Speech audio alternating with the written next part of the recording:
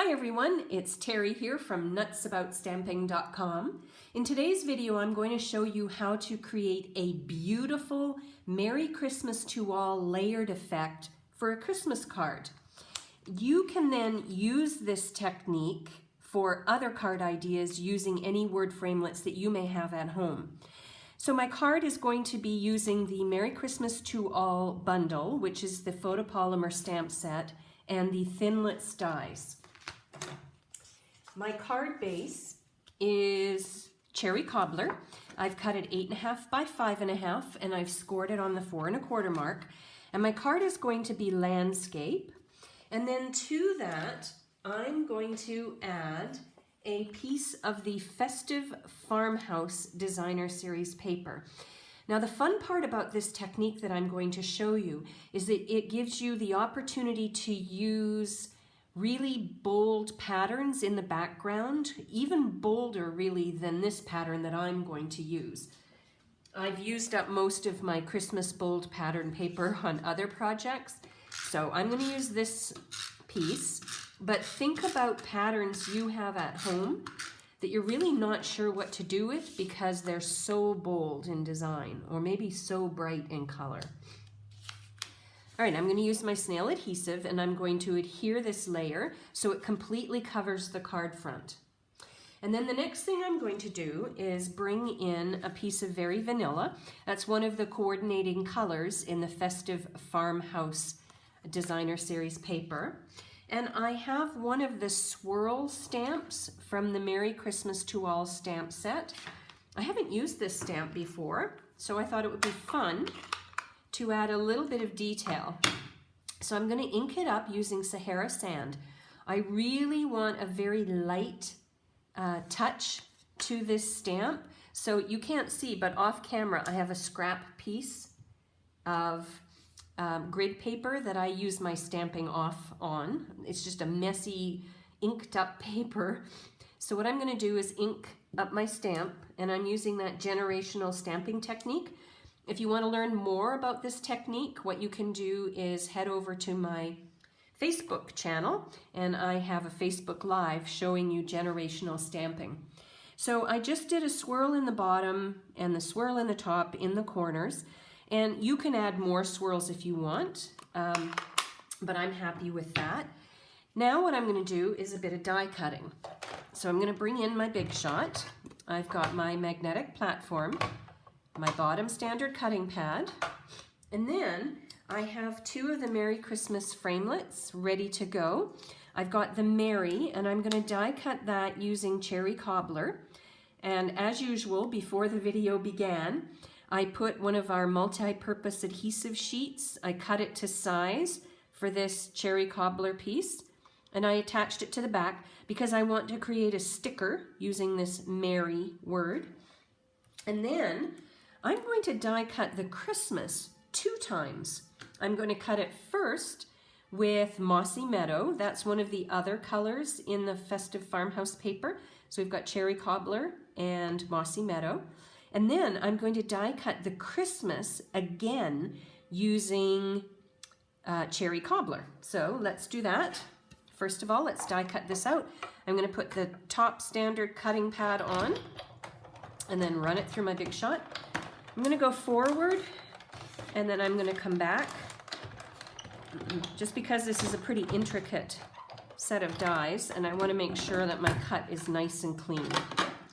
And then I'm going to take my, it's called the Take Your Pick tool, and I'm going to poke out all the little pieces and push away the frays from the die. And then you can just use the tool again to get all the little extra pieces out. So there's the Merry, and here comes the Christmas. And as I mentioned, I'm going to die cut this a second time using cherry cobbler. So I'll do that off camera so you don't have to sit and watch me run it through the Big Shot and then pull it away from the die again. And I'll be back in a moment, and then I'll show you this really neat effect using these die cut words. I have my Mary and I have my 2 Christmases, one in the Cherry Cobbler and one in the Mossy Meadow. Now here's where the magic happens. Take your paper snips and very carefully cut off the top parts of each of these letters along your string. Now don't worry if it falls apart, because then what you're going to do is you're going to layer this one on top of the other one.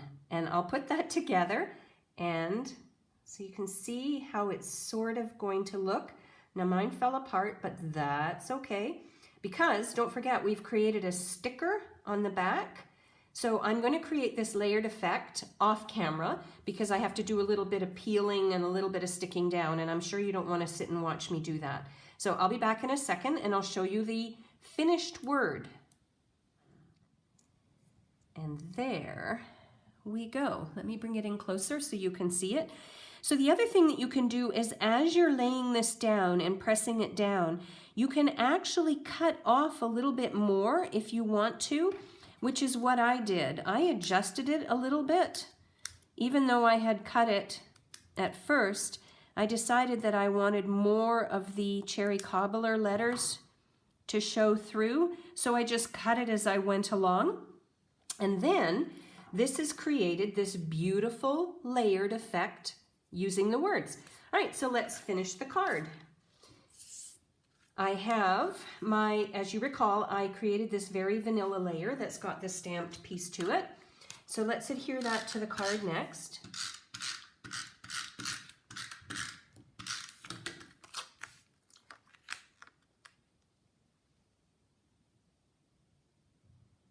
Like so. It's nice that this pattern that I've chosen has the lines through it so that I can line it up nice and neat.